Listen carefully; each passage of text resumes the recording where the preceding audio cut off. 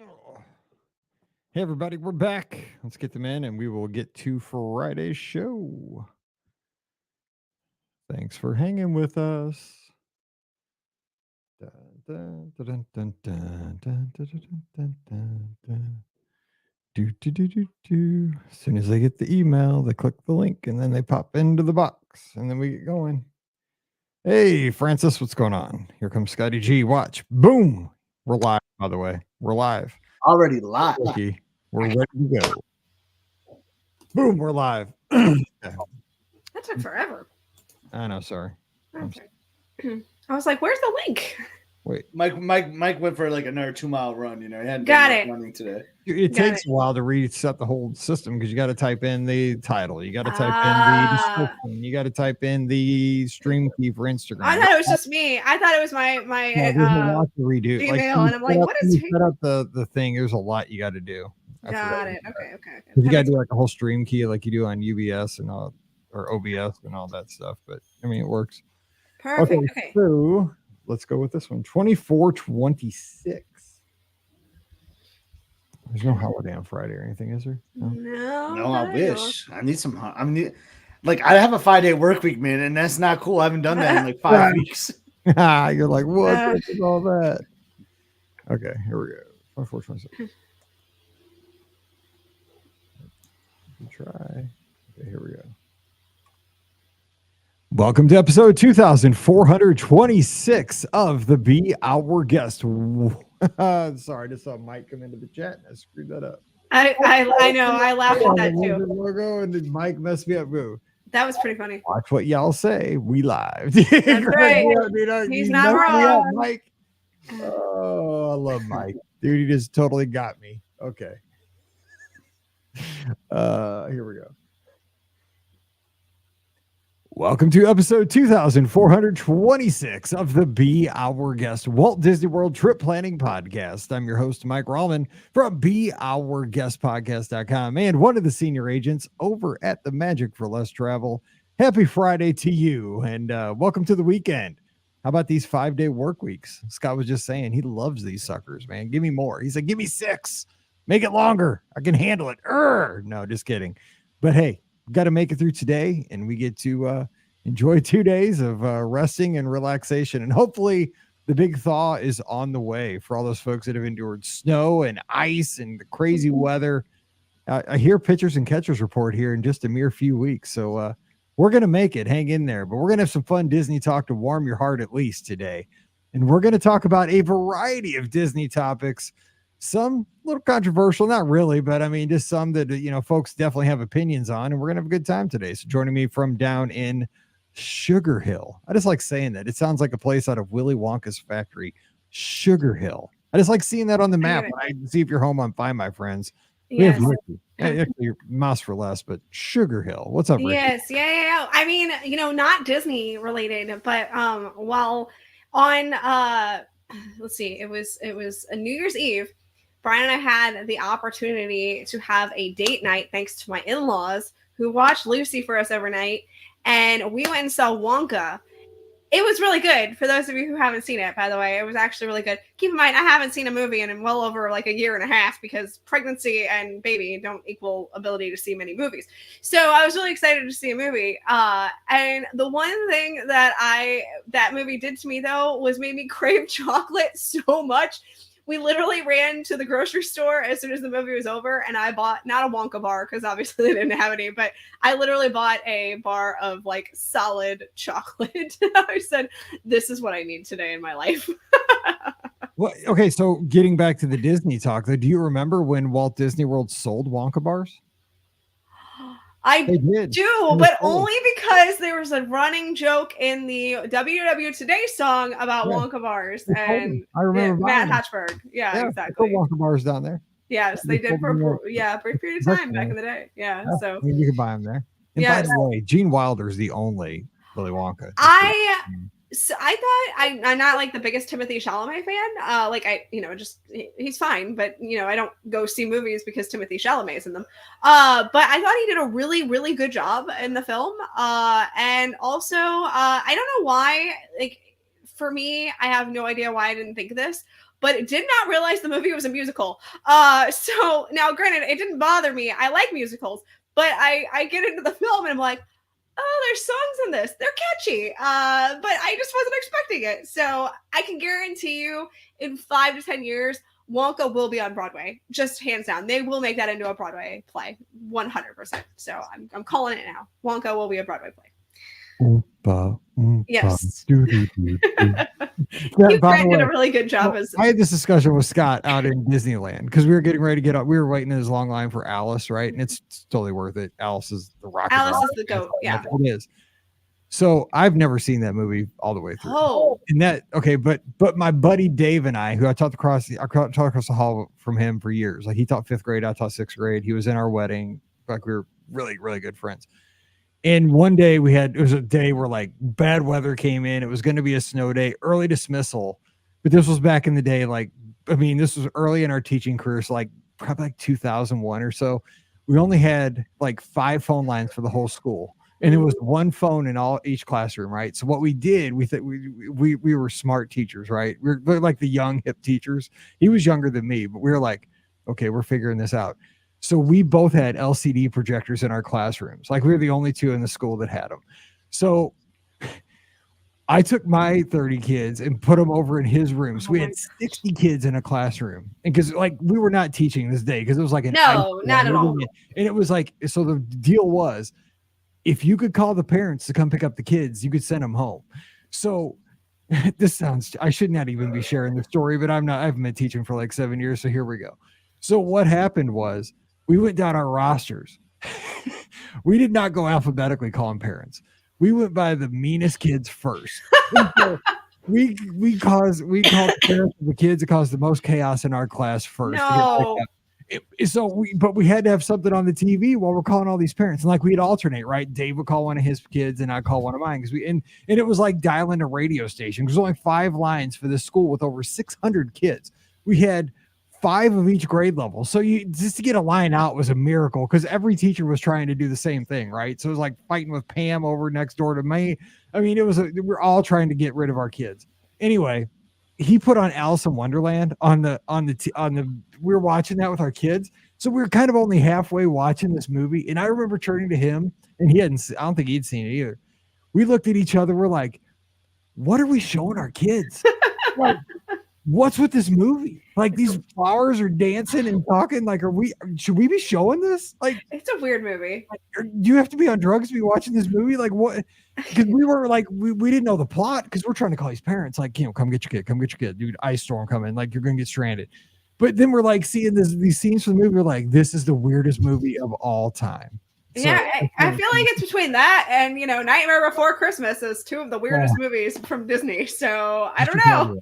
I should probably watch all of it. Anyway, too long the story. Scotty G up in the mitten. Happy Friday. You love weekends. You made it. What's going on? Yes, happy to add the weekend here after my first 5-day work weekend the year for sure. Maybe even like the last 4 or 5 weeks. But you're talking about Ricky's Town, and to reference a question we had on Wednesday, I heard there's a proposal on the ballot to change the town to Sugar-Free Hill. Got it. That's perfect. Yes. So I think so. Be on the lookout for possibly a name change to the town to Sugar-Free Hill. Sugar-Free Hill. Got it. Yes. Perfect. I mean, that would be in the new year, that'd be perfect, like New Year's resolution. Yes, yeah, it would exactly. be. It would be. I don't think it's gonna get passed, but why not? Why not throw it on there? I would move. I would stay at Sugar Hill. Yeah, anyway. All right, so today, here's what we're going to talk about. We're going to bring up a topic, just kind of loosely, talk for about 5 minutes on a topic. I teased this on Wednesday, and just give our thoughts on things. And actually, Len, and he's headed down. He's at Walt Disney World the time this show releases, so have a good time, Len, over on the boardwalk with his family. And he's been looking forward to this one for a great long time. And I love when folks get to go with their extended families. So Len, hope you make so many memories. But I wanted to get your current thoughts on virtual queues, because we have them, but not as much as we used to. I remember, and you guys probably do too, remember the days of going over to the studios and what I used to do. I remember standing in the dark at the end of Sunset Boulevard by Rock and Roller Coaster and Tower of Terror and trying to get in the virtual queue for Rise of the Resistance. And then when the park opened, I'd rope drop either tower or rock and roller coaster. But I'd be freezing trying to get in that virtual queue to those to rise. That's the only way you can do it. So virtual queues have had their days, but now the frustration for me with virtual queues is the expo for Run Disney. That's a huge struggle with me, why I hate virtual queues.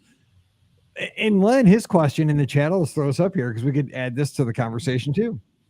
Do you think sometime in the future, every ride will be a virtual queue? That way guests can be out in the park spending money rather than just kind of being, what I would consider not, like dead, standing in line. Like you're not doing anything constructive as far as Disney sees us when you're just standing in line. You're not buying popcorn. You're not buying a Spirit jersey. You're not doing anything. You're just kind of taking up space. Just a quick answer to that. There's just not enough capacity. That's exactly what I was about to say. The parks, there's a reason why we need those lines to hold people, or else it's just going to be a madhouse everywhere else. Exactly what I was going to say. Yes, thanks, Scott, for reading my mind. Yes. Well, let's talk virtual queues. Scott, you have the floor. What's the current state? So, I will flashback a little bit. I used to love virtual queues because I used to get them, but this might not be popular with some people, but I think there's been hacks now to try to get virtual queues, and I get shut out every time now. I've not gotten a Guardians virtual queue, and I can't even remember anymore. So I always have to pay for it now, and it's frustrating because I think people have found hacks to getting into the system by the way that the average guest doesn't know, and that's just kind of frustrating for me. So I don't like a system where you can get an advantage by doing research or whatever it might be. I think it should just be an equal playing field for everyone. So that's why I don't like virtual queues. I wish Disney could somehow fix that on their end. I don't even know if it's possible to or not. But so I'm not a fan of them. I used to like them, but now I feel like there's just too many workarounds with them. And then now it's just shutting people out, which is not fair, I think. I'm with you on that because everything needs to be fair. And some people just, they just have more technical savvy, and Absolutely. I mean, I listen to a ton of tech podcasts, and I mean, I consider myself middle of the road tech savvy. I know enough, but I don't know, I'm not somebody who invests hours and hours into hacks, I mean, and I do this for a living, but I help people plan vacations.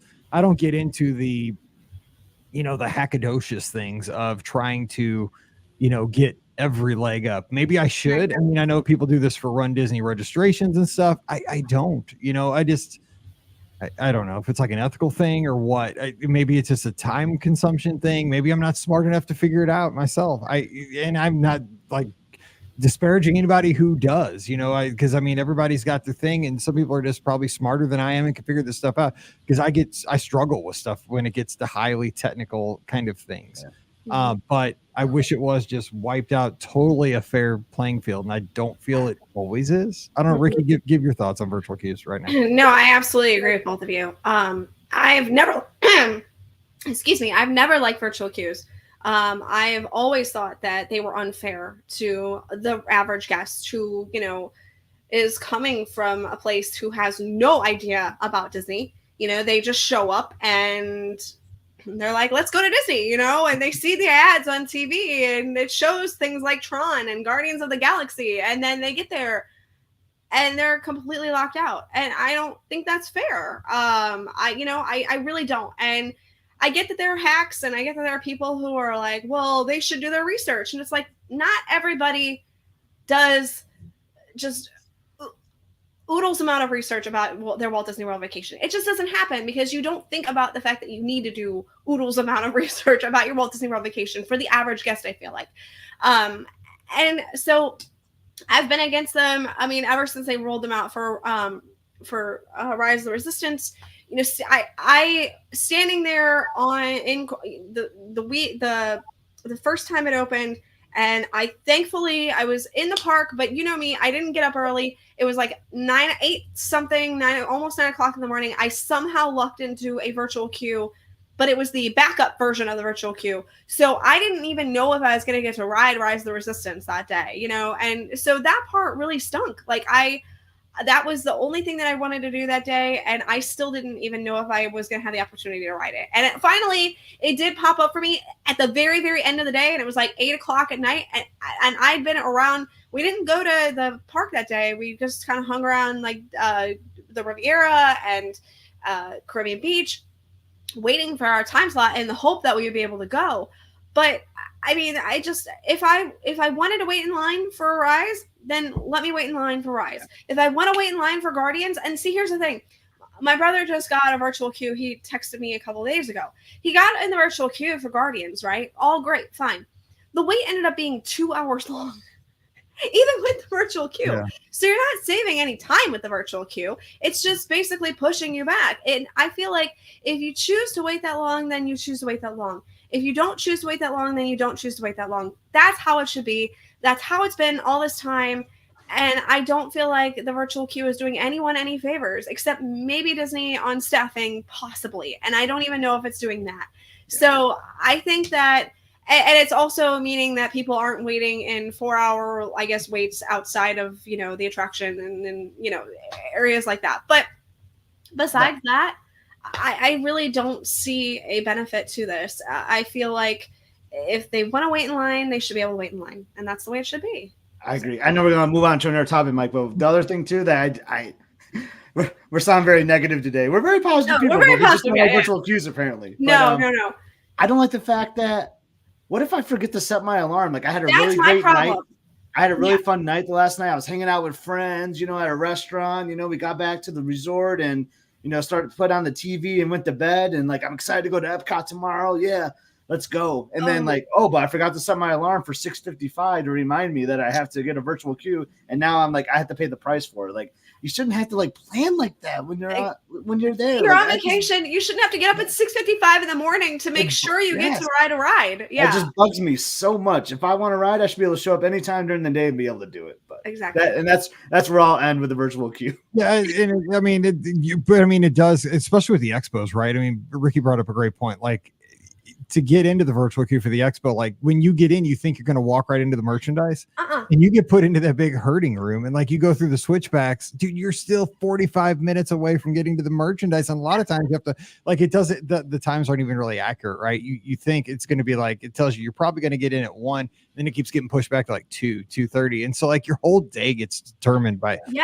so I understand why initially they had them, because they didn't want to have an 8-hour line outside of Rise of Resistance that went all the way around the theme park. And I get that for the first initial surge, but they're a pain. We're out of the initial surge for Guardians. We're out of the initial surge for Tron. I feel like, you know, they took away the virtual queue for Remy really fast. It felt like, and I was like, oh, okay, cool. We'll have the same thing happen for Guardians and for Tron, and it hasn't. And it's super frustrating in that regard. Like, just get rid of it. It doesn't need to happen anymore. You can. I'm not a huge fan of those, but I mean, I understand why they serve their purpose at first. I'm not trying to be negative on them, but they can be a huge frustration, especially for something like the expo, because the expo has space over Wide World of Sports. That if you want to have the lines, dude, you can have a line from here to Race Expo is the worst, I think, too, because people just end up hanging out there for 3 hours. Yeah, they do. They come up with the ground. Because it's kind of a pain to get there. There's nothing else to do except wait. Yeah. It's not really solving a huge problem with the Expo virtual queue thing. Okay, moving on. Let's Rikki, do you have a topic you'd like to make us all get high blood pressure on? Well, I feel like the obvious one is something that somebody else will bring up. So I'll bring up the not obvious one. What do you guys, kind of think about the status of, the update for an attraction that's been around for forever? And I'm talking about the Voyage of the Little Mermaid. It has really been around since, like, basically almost park opening at Disney's Hollywood Studios. And of course, it never reopened after COVID. And, there are, I think, some health reasons maybe on why. But the attraction certainly needed some TLC, I feel like, no matter whether there was some health issues or not in the building overall. So I don't know. I'm curious as to your guys' thoughts on, you thought I was going one place and I went complete opposite.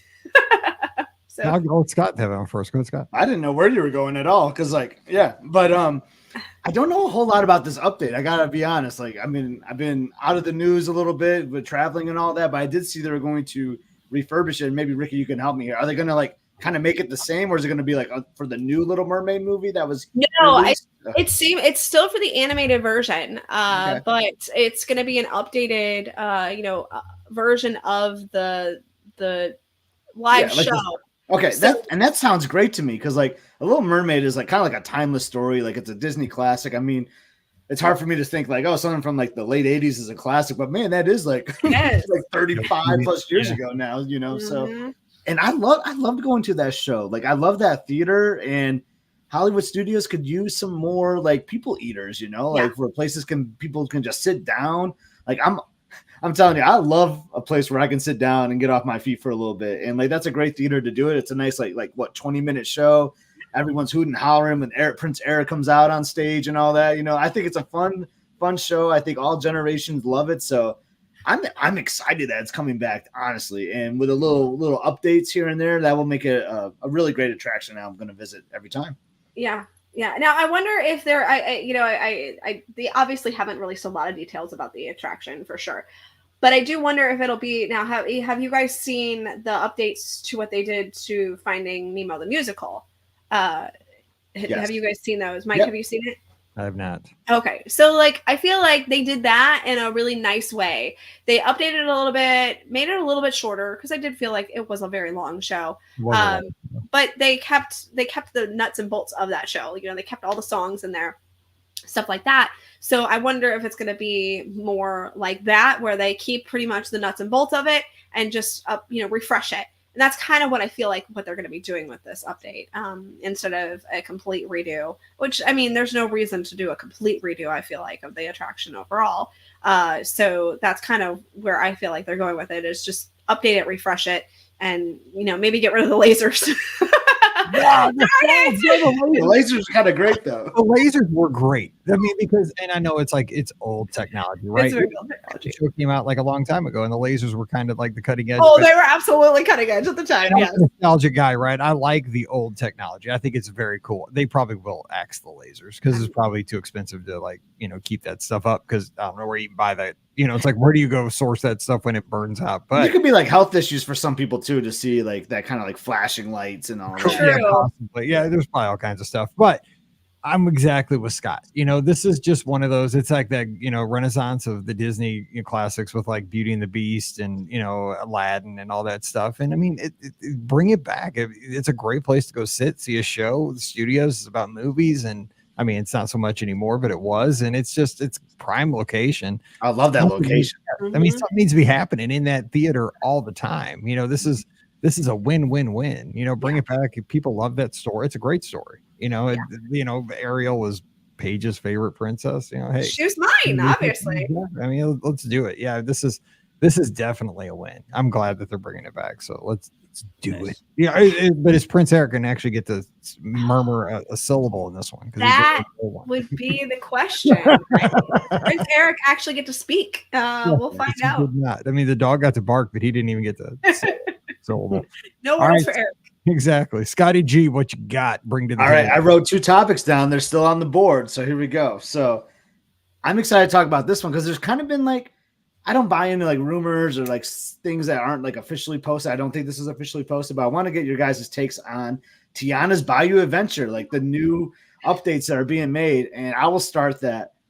It's been very well known and documented that Splash Mountain was like my favorite attraction at the Magic Kingdom. Just absolutely loved it. It had like a dark ride combo with a thrill. It was long. It was fantastic. But I am beyond thrilled about the update. Like I know some people are upset about it, but I am not. I'm super excited.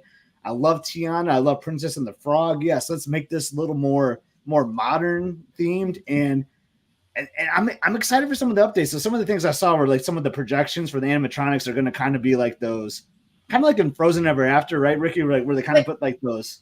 No, they're doing real. They're doing real.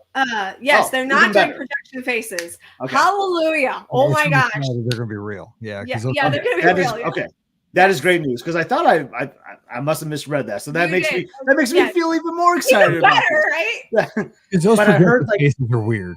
They are yeah, so and I weird. heard like it was gonna have like a old time like theme like background music like a 30s like jazz loop playing in the background, and like I just think about like the great music in that movie. If you're doing the ride like along that music, it's just gonna be so fantastic. So. Yep. I haven't been so excited for a new ride in like forever, basically. So I'm so excited for the updates, and would like to get what your thoughts are in the current state of Tiana's Bayou Adventure. Now, if they pass out beignets on the ride at the very end, get a little powder I don't know. sugar, I don't want wet beignets. That's not where I'm at. So No. here's where I am on that. I am excited. I'm 90% excited. The one thing, it just when I see it in Frontierland at the Magic Kingdom, like the exterior with all that greenery. Oh, it's green too. It's very green. It does kind of look a lot different than Big Thunder. Like Splash Mountain and Big Thunder, they worked well together. Yeah. Like this thing does not. So I'm waiting till it's finished because it's not finished. It's got scaffolding around it still and all kinds of stuff, right? And the thing is, when it's finished, it'll probably work. Right now, it's just it looks a lot, and it different isn't bad. It's just right now, it just really does kind of look a lot different than like Pecos Bills across the street in, Big Thunder on the other side. It's definitely a kind of a jarring look at this point. And but it's got the water tower, which I think is going to work with it. I mean, it's going to aesthetically look nice. Will it fit the aesthetic of the old West Frontierland? I don't know. I mean, but does it have to? Probably not, in today's day and age. But I like what you're saying. I love the music of like the Dixieland jazz, man. It's kind of like the St. Louis style, right? We're a Mississippi river town, and it's New Orleans. Like we're a river town just like that.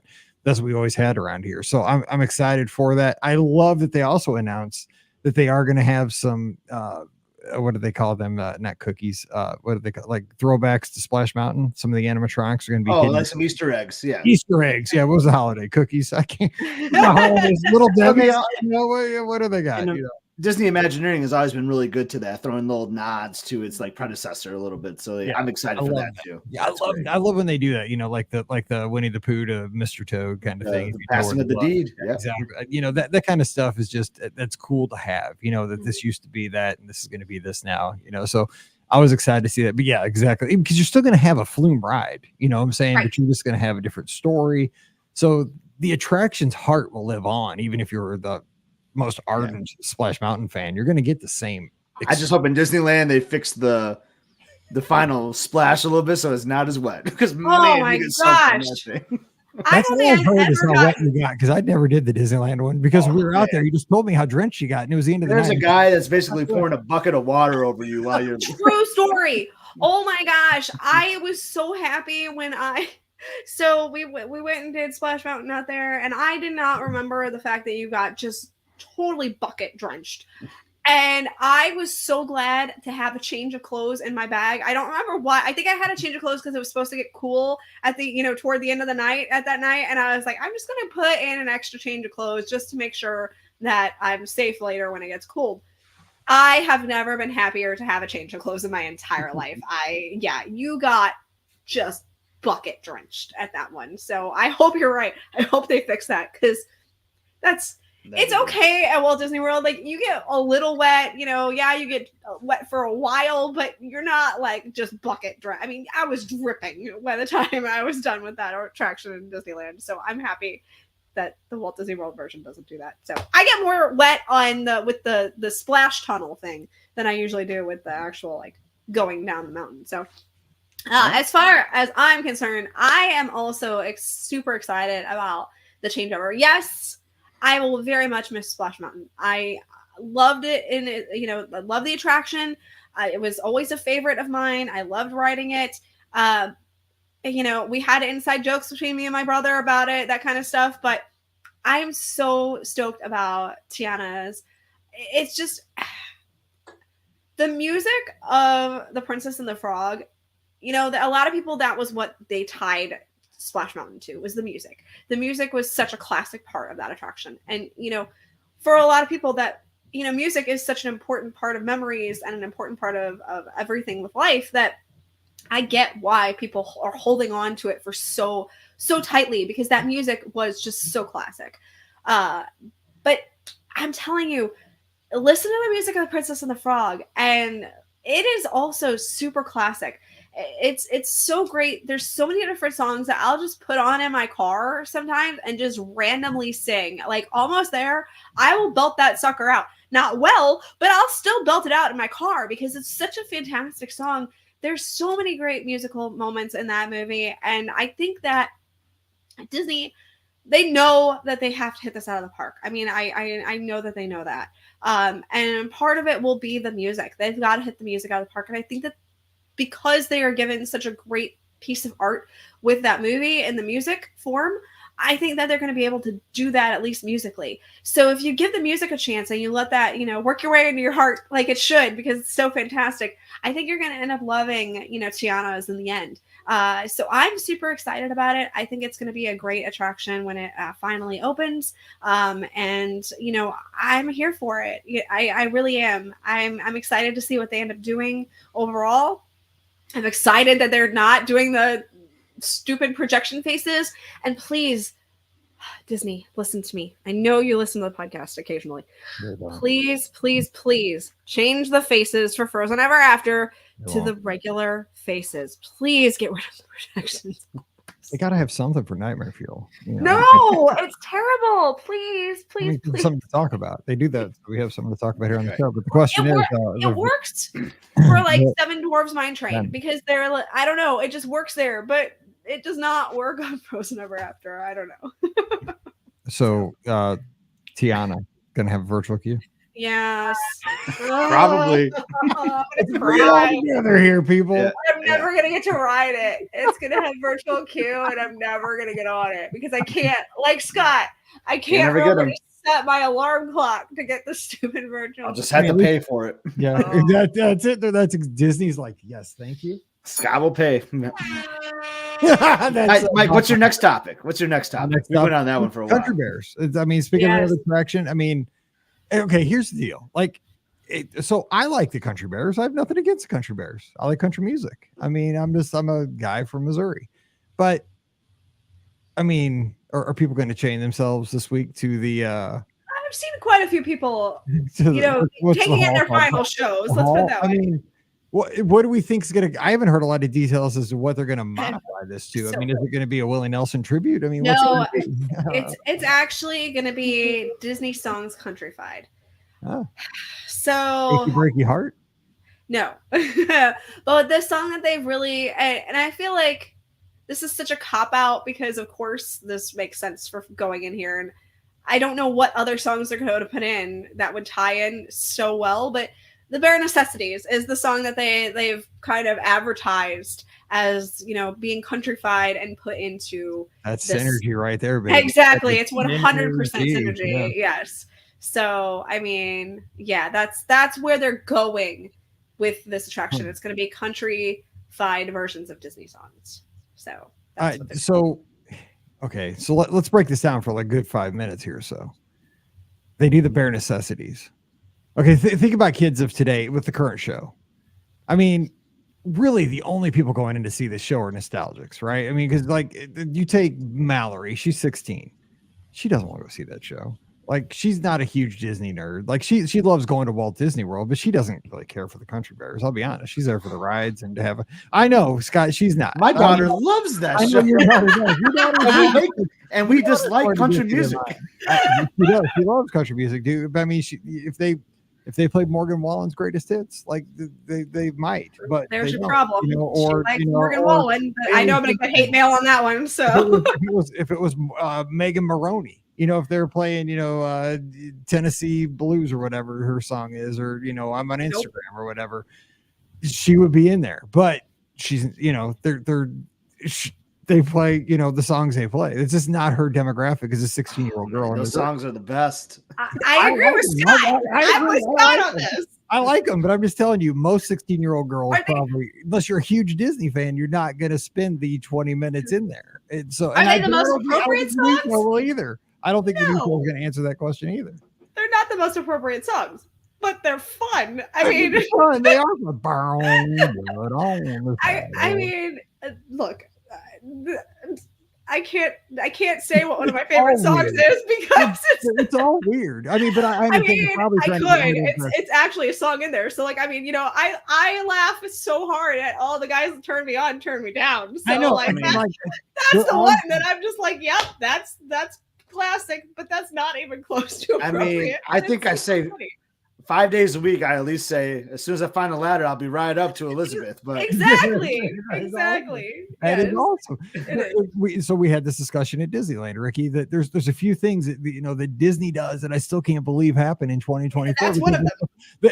Blood on the saddle. Some of those, I all the guys that turn me on, turn me down, or all that. But I mean, you got like things like the canoes at Disneyland. Like, I cannot believe you can be in a canoe that could flip over. I can't believe you could do the Storybook Canal boats. Because I mean, dude, one bad like Charlie horse after a race, dude, you're in the drink easily. Yeah. There's so many, like, I mean, as scary as like Disney like turns, you know, like they're so easy to flip on things, and then they do stuff like that, you know, like I don't get it. It's they did kind of hint at the fact that Big Al will remain, and it kind of sounded like maybe the song would remain as well.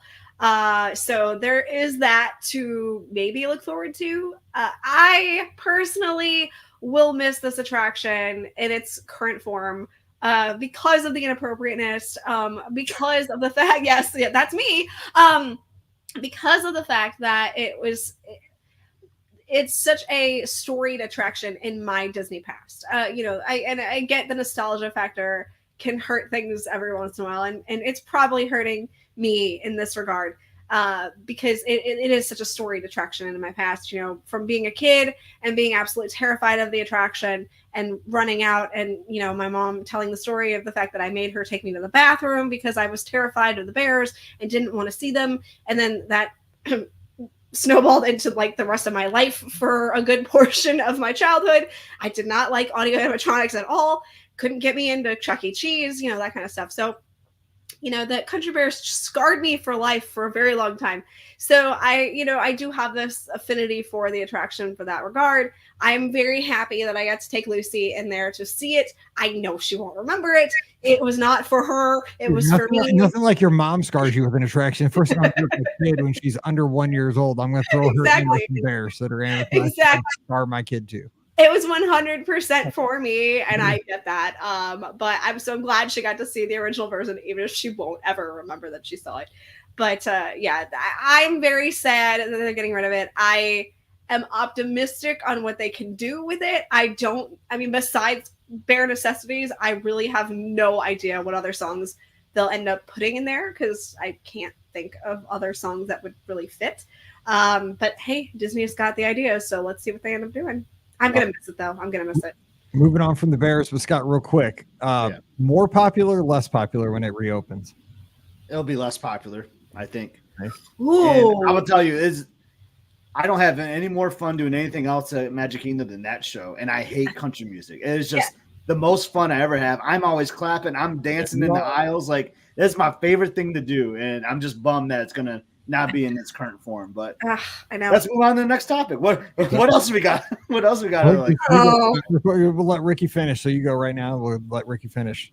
Okay. Well, I'll do one. Yeah. So I wanted to talk about this since our trip in January around New Year's, because I've been feeling a certain way about this topic for a while now. I want to know what both of you think about the current state of Disney's Hollywood Studios counter service.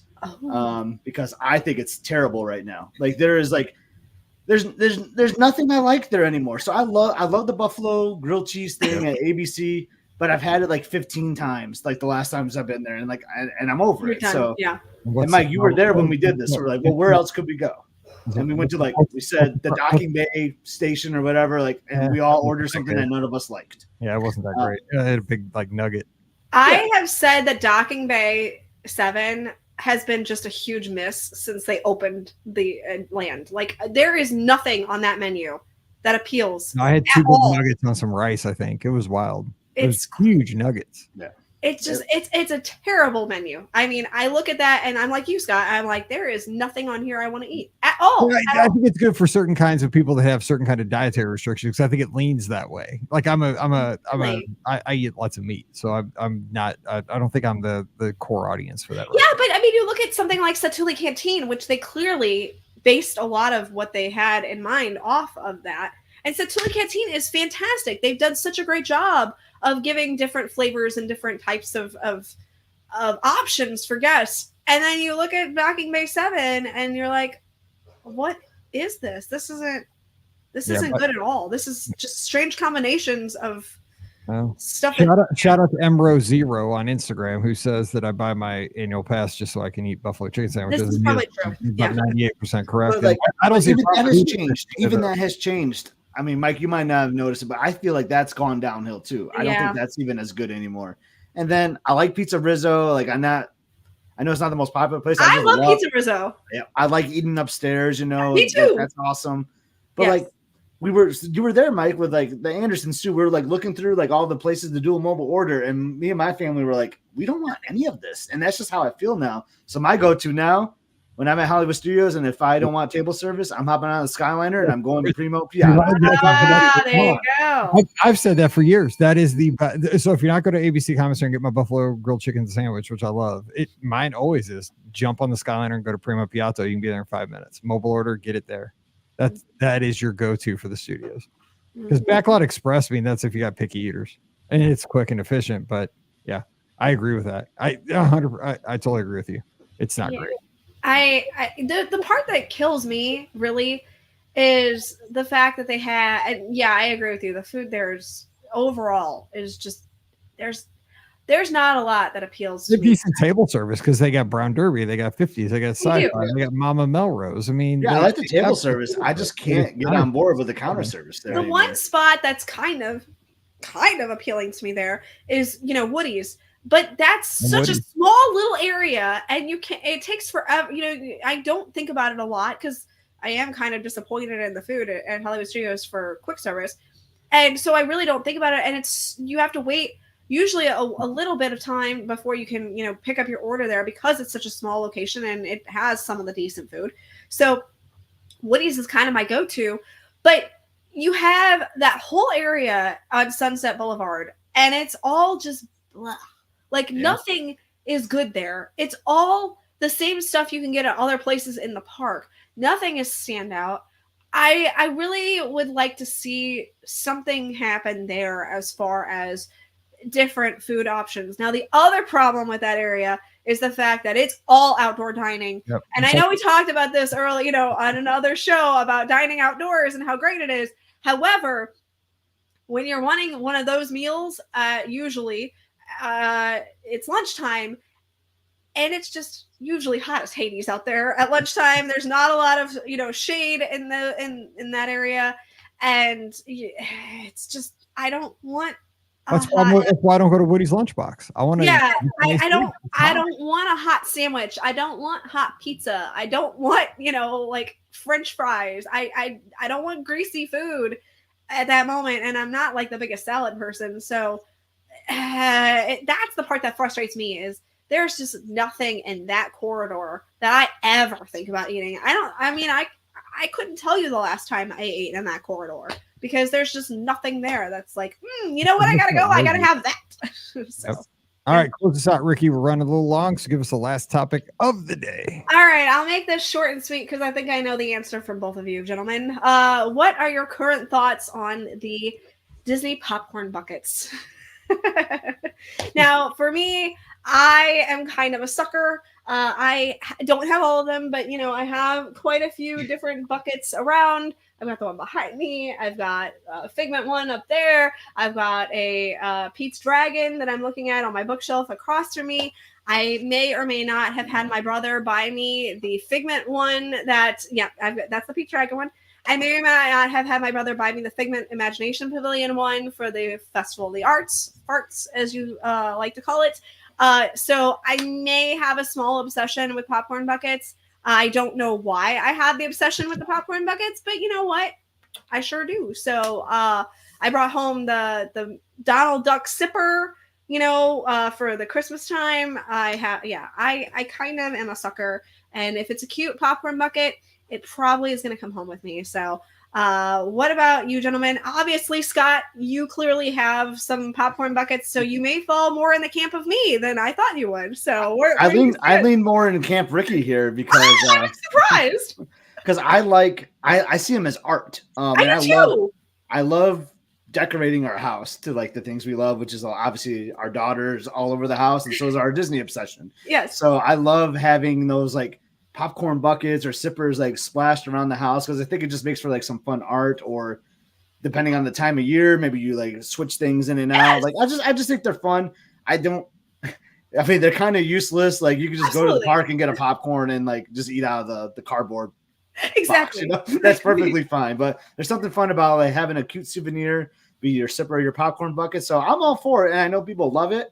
So like, why not have people enjoy things they like? So let's keep it up with the popcorn buckets. I love it, Scott. Oh my gosh. I'm here. I did not expect that answer from you. So I'm super excited about that. And Scott kind of got me into him. I mean, I'm not a huge, the thing is, I got to tell myself, like with all the Disney stuff, right? Pins, Vinylmations back in the day, you can't try to get everything because Disney they suck you in, right? They make too much of everything. Yes. That, I mean, there are people that try to have complete collections and do, but then it becomes an obsession that is just so expensive and just it dominates your life. It's exhausting because like if you can't get the one, and then it's going to ruin you. Exactly, and then it's a task that takes on its own kind of like life, and so like you pick and choose, right? You find something that's special to you. So like I have this one on the shelf behind me as you're tuning in live here on the video. That's for when I went to Disneyland, the 100th. It's just that balloon looking one, but it's purple and it came out for the 100th celebration. So I got that one, Mr. Toad popcorn bucket, because I like that attraction out of Disneyland. So that's special to me. I got a Figment one because that was all the rage. But I mean, I didn't work hard. I just happened to be there, got in the virtual queue, grabbed it. I wasn't going to wait in like a line for 6 hours. I'm not doing that. No. So I have a few here and there, but just like Scott, they're decorative for the shelf. I just like them and they remind me of my trips. Did I eat popcorn out of them? No. No, I always ask, like, don't put the popcorn in there. Popcorn bucket. I just want this for a piece of art. Actually, this one right here, I have a purple 100th as well, and we got it on the cruise because I didn't realize until I took the cruise in August that they actually sell the popcorn buckets on the cruise now, which makes me so happy as well because that's a fantastic idea, and they have some different ones on the cruise ship too, but. This is the only one, and there is popcorn in this bucket because they filled it up with not a lot. I mean, it's just a couple of remnants. I realized that I probably need to clean out. But yeah, give me a couple pieces. Yeah, let me get. I don't think this is very fresh anymore. I'm gonna say this is from August, so probably not the freshest of popcorn. The zippers are kind of nice because they're smaller to transport. They're that's cool. True. Like Uncle Sam here or Sam Eagle. Like that's true. Of course, the orange. Oh yeah, we got the Sam Eagle one too. Like, oh my god, we have. I mean, this one's the Madame Leota one that I have back here. And you got the little guy from the Main Street Electrical Parade. So clearly, Rikki, we all like him. I guess we do like him. I didn't realize cool that. Collectibles because they're kind of retro. Like they're almost like you would have got like in the 80s. Kind of like at a circus or something. That's a good point.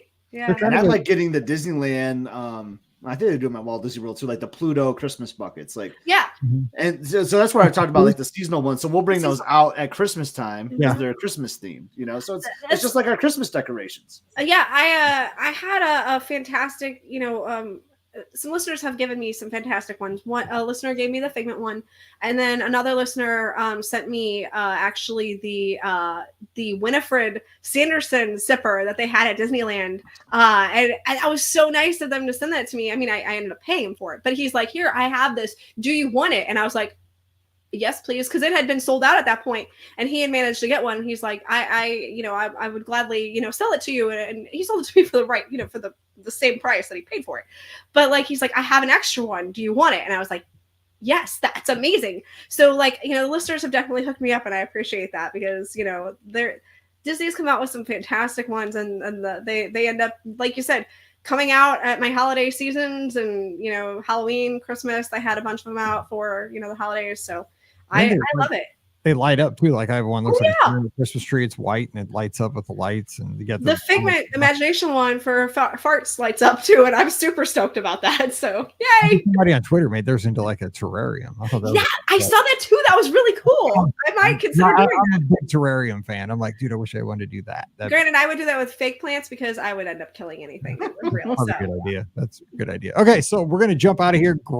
Great stuff, guys. I appreciate it. Fun topics here today. I had fun today. Yeah. All right. So Friday. Yeah, I know. Friday! Actually, that was a thing in my 6th grade class. Like on Friday, we'd play a special game if everybody was good all week. And typically, even if they were bad, I told them they were good just so I could have an extra recess. So I didn't have to mess with teaching on Friday afternoons, but that was just us. And so in the last 2 shows, I've said that I'm a terrible teacher for like 2 different reasons. So it's a good thing nobody's coming to my class anymore. So anyway, I was actually a good teacher. I love my kids. We learned a lot, but we had fun too. That's how it's supposed to be in school. Mm-hmm. But Sunday night, we're going to continue the conversation. You can bring something to the table and we can discuss it. So join me Sunday night, 7:00 Eastern, 6:00 Central. Scotty G will be cheering on the Lions, but it'll be you and me, Facebook, YouTube, Twitter, Twitch, and Instagram. Give me a call. Phone lines are open, 7:00 Eastern, 6:00 Central. We'll be having the BOGP open lines. So be there or be square. Give us a follow on the social media at Epscott, at Ricky Nibs, at Be Our Guest Mike. You know where we are. Give us a yell on the social media this weekend. Of course, show's brought to you by the Magic for Less Travel. No cost. Our service is absolutely free to you. We'd love to help you plan the next Disney adventure. To swing by the website at themagicforless.com. Please also use our Amazon affiliate link at beourguestpodcast.com/Amazon. And thank you to our patrons. You can support us starting at just $5 a month. We'd really, really appreciate that. And you'll get the bonus show called Mike in the Midwest. So come on over, patreon.com/beourguestpodcast. All right. You guys have a great weekend. We'll be back again on Monday with a fun trip report as always. But until then, you guys stay safe, stay healthy, and we'll see you real soon. Good stuff. That was fun. Yay. All right. I will talk to you all later. Gonna go make dinner. See you guys later. All right. Have a great rest of the week, everybody. Thanks for listening. Bye, y'all. Go Lions. Unite. Bye, guys. What did you say, Ricky? I said popcorn buckets unite. That's right. Yeah. Let's have a thread of all our favorites. You know. That's right. Exactly. I love it. Let's go. All right. See you guys later. Bye. Bye.